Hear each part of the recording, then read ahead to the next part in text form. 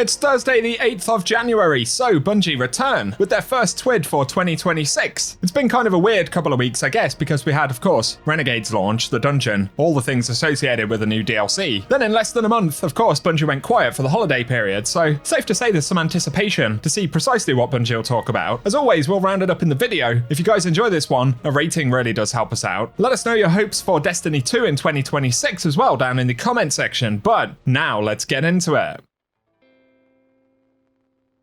And starting out with the TWID this week, Bungie indeed recognised that this is the first of 2026. For a rundown of the key things they touch on in TWID, don't get your hopes up massively in terms of actual Destiny-related news, as it is primarily a recap for the Dawning, some announcements about Game to Give, but the useful thing here, Bungie actually say in the Renegades update, they implemented a restriction on how often players can delete and recreate their characters. Players can create and delete characters up to 5 times each before hitting a 24-hour mandatory cooldown. So I'm assuming that's purely to stop exploits around farming certain things. I guess that's the only real benefit. Otherwise, they do update the recent known issues list, so this will be things largely collected over the holiday period while Bungie have been away. Lawless Frontier activities kicking players to orbit if daily reset time happens mid-activity. The displayed value for new gear damage resistance showing us too low. And then things like weekly Vanguard alert challenges not resetting at weekly reset. I actually experienced that one this week. And there are some others that are known issues, but in terms of scheduling an update to the game, we currently don't have an announcement for that. So maybe next week, or alternatively, it'll probably be the following week.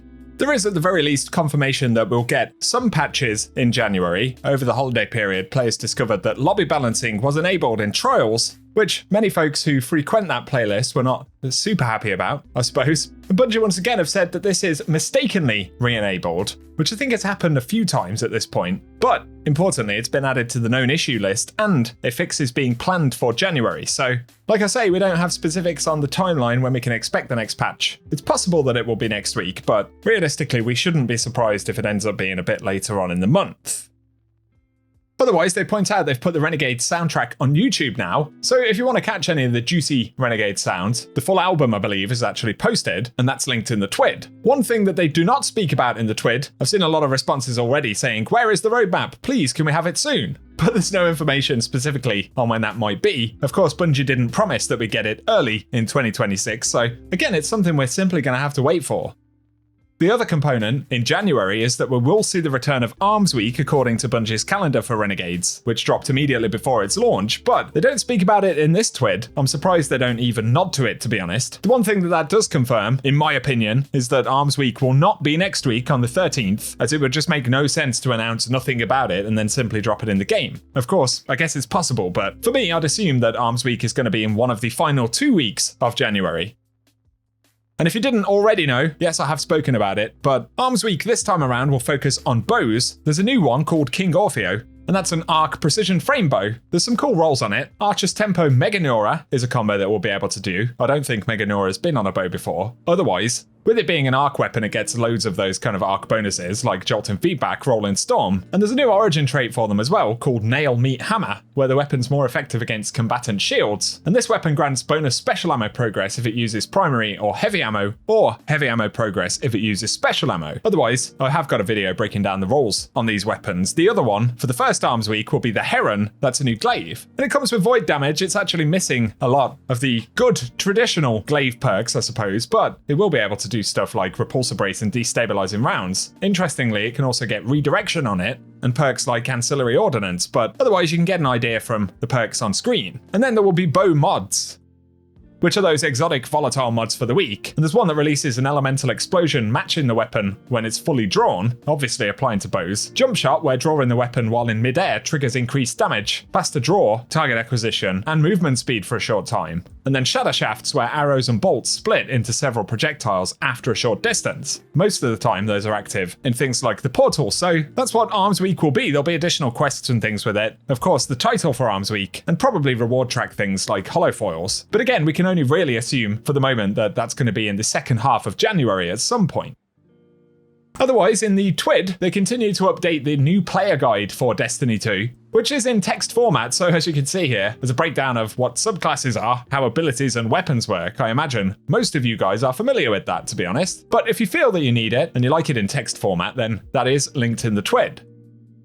The other big component of this particular blog post was going over dawning creations that are submitted by the community, including all the wonderful things that Guardians have baked. To be fair, many of them look very, very cool here. So you can see a bunch of them on screen, especially that hive worm one is, to be fair, pretty bonkers. You'll notice some additional dawning fashion in the mix there as well. So that is frankly the biggest component of this week's TWID. I have had to have a bit of a chuckle that so many people are streaming huge TWID today, and I know that there'll be disappointment that Bungie haven't said more with regards to the future of the game. I can only assume that they're back in the studio this week, and so in terms of further communications regarding the game itself, even just patches, live events, there probably hasn't realistically been enough time to actually coordinate that. Beyond that, the bigger roadmap conversation, yeah, I'm not sure we're getting it in the next few weeks, but I certainly hope we get it before Shadow and Order, which is in March. You'll just have to give me your thoughts on that bit below.